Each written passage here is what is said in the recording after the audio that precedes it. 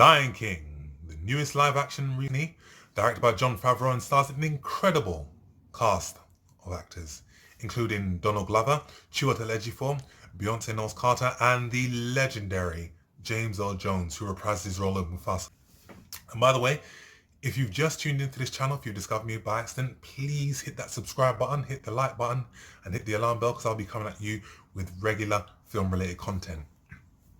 Lion King tells the story of Simba, a lion cub who has to assume the role of king after his father is brutally murdered at the hands of his uncle Scar, brilliantly voiced by Chiwetel Ejiofor. This marks the third live-action remake that Disney has produced. And Lion King is pretty much an institution. 25 years on, this film, or this cartoon should I say, is still a classic. The Lion King pushed the boundaries in terms of what can be achieved through animation. It packed so much warmth, it packed so much heart, that it ended up being the highest grossing film of 1994. And since then, other animation films have taken their lead from The Lion King in terms of what we can achieve through writing, through musical scores, and through animation. I was a bit skeptical in terms of, okay, you're touching a classic now. What are you going to bring that's different? And when I saw the vocal cast that they had for this film, I thought, okay, we've got something here. They started filming, and then when I learned that James Earl Jones would be reprising his role as Mufasa, I thought, okay, we're onto something great. Fast forward, about a week or two ago, the first early reviews came out for this film, and they were very positive. But I got a sense of deja vu here, because that was the same thing that happened with Batman vs Superman. Again, early reviews, really good. It scored really high on Rotten Tomatoes. And then when you see where Batman vs Superman is now, critically panned by critics, and again, it's achieved a very low rating on Rotten Tomatoes.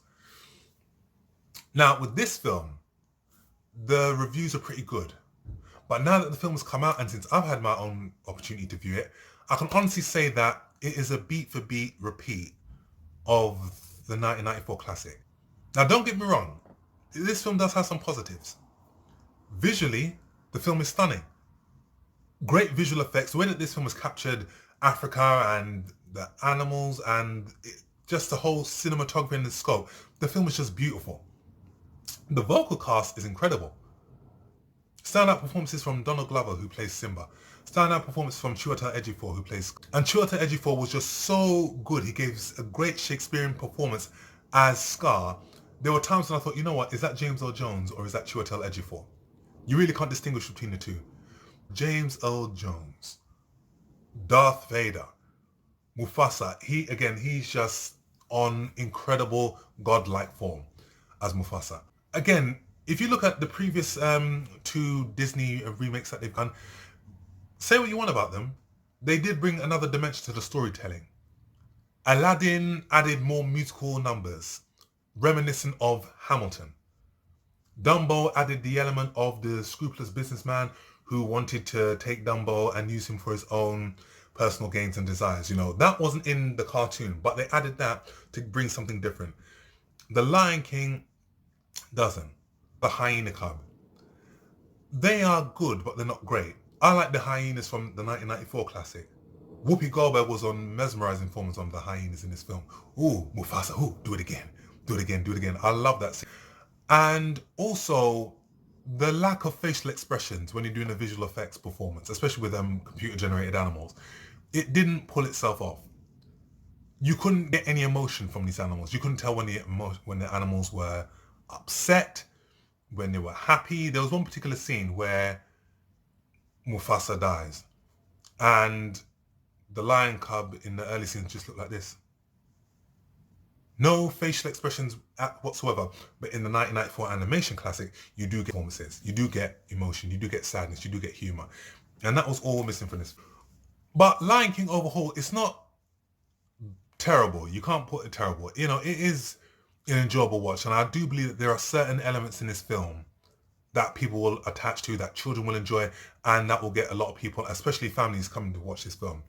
One clever scene in this film, and again, I'm not going to spoil it for you, but it is a reference that they use to another Disney film, which I thought was a really clever touch.